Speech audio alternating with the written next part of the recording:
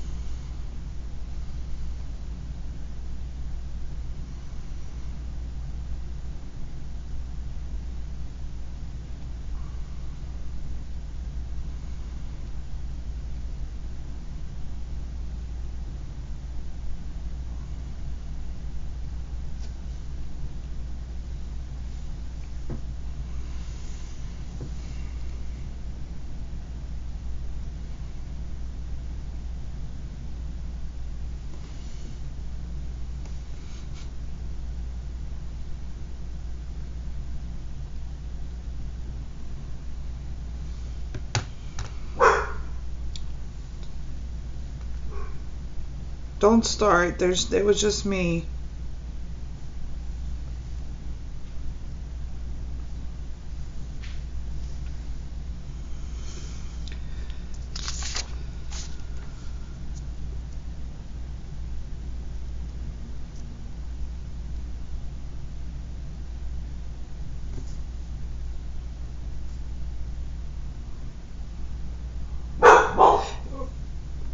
What are you barking at?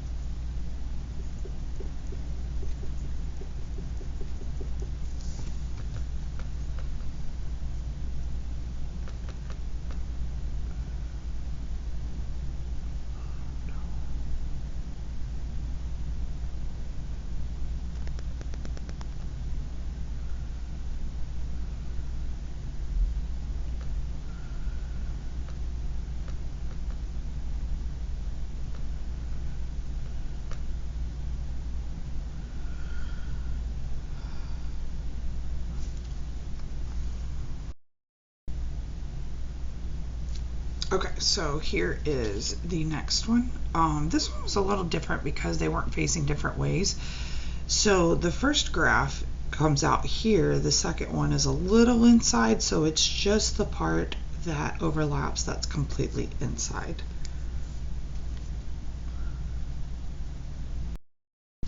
And if you're curious about the vertex or anything like that, we have this part here.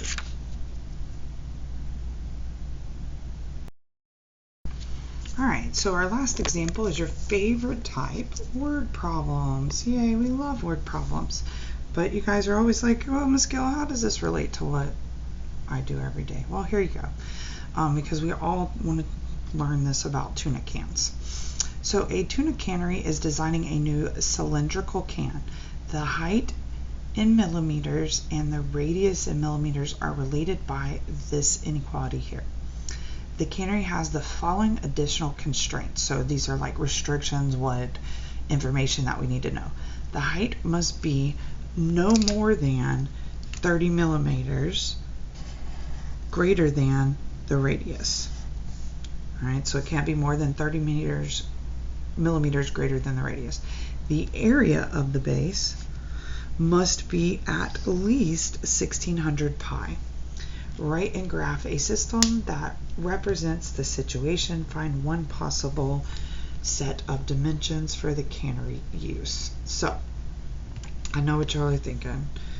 Miss Gill, why did pi come into the tuna can? Because if you remember, when we're talking about circular shapes, we have to use pi. All right, so let's understand. We are given the constraints for the design of a can, and we are asked to find one possible set of dimensions that the cannery can use. So let's make a plan. We're going to use the given information to write a system of inequalities, then graph it and interpret an ordered pair in the solution region. So our height must be no more than 30 millimeters greater than the radius. So what does that mean for us? Let me move this up a little further. So we're saying that our height can't be more than our radius plus 30. So that means that this part has to be less than, our height has to be less than this. So can it be the same? Yes, it just can't be greater. All right, what else do we know? So the area of the base must be at least 1600 square millimeters. So this part I got from here, if you want to add it up here. So the area, so remember, area equals pi r squared. So that's where the pi comes into play. So we're saying that this, the area, so pi r squared, must be greater than or equal to 1600 pi. All right, so bear with me. Don't get freaked out just because the pi came in. So what else do we need? So we need to figure out what our radius can be. All right, so the way we're going to do that is we have h is less than or equal to r plus 30, and we have pi r squared is greater than or equal to 1600 pi. And what else do we know? Well, if we want to talk about the radius,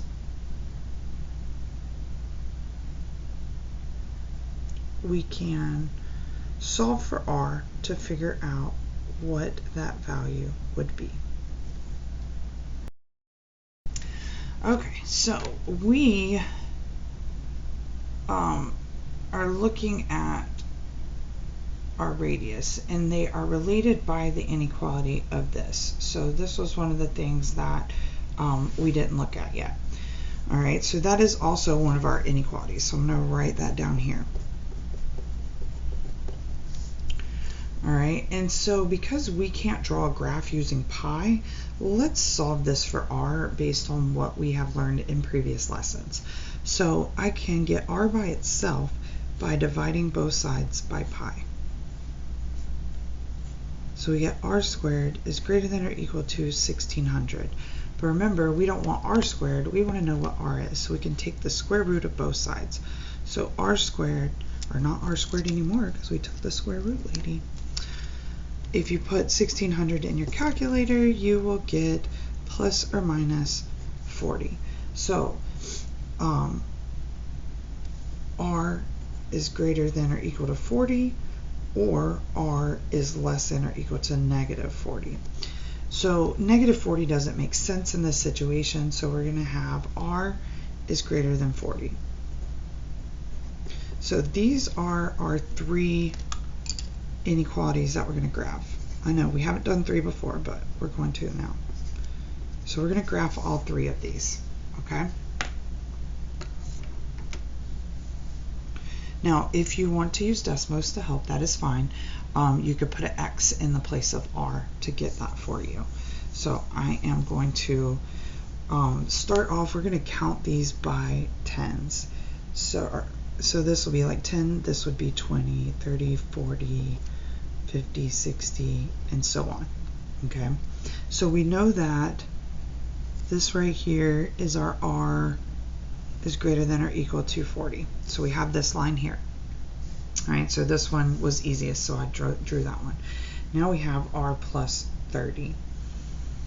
All right, so if we go to graph this, that would be 30 is our y-intercept, and then our slope is 1. So let's count this side by tens as well. So our y-intercept would be here at 30. And our slope is 1, so we're just going to go straight through the corners of the boxes. If I can make it straight through the corners of the boxes, we'll be doing great. Alright, so this one was r is greater than or equal to 40. This one is h is less than or equal to r plus 30. So if it's less than or equal to, then that means we're going to shade below, right? So we're going to shade this section below. I'm not going to shade too much because I want us to talk about it. Alright, so then we have h is greater than or equal to 1 over 40 r squared.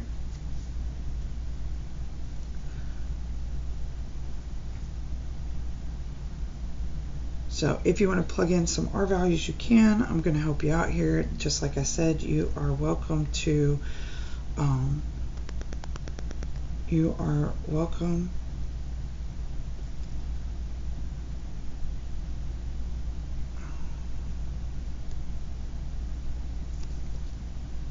use Desmos for help. Graphed. This one though, remember we're looking for possible dimensions. So we got this little small area right here is our possible dimensions. So if we look right here, we can clearly see this is 50, 70. So let's choose that point. All right, so because this ordered pair is in the region, one of our possible set of dimensions is a radius of 50 millimeters and a height of 70 millimeters.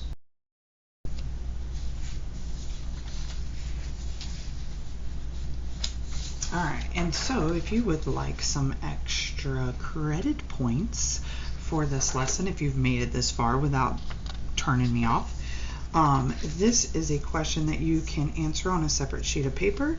You're also welcome to email me the answer, and I will give you some extra credit points for this lesson if you want to give it a try.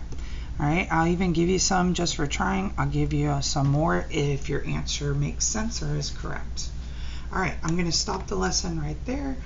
I don't have a question, another question like this to give you at this time to practice it. So if you want to talk about one of these, we can talk about one in class. Just ask me and we can go over one. Alright, well I will see you in class.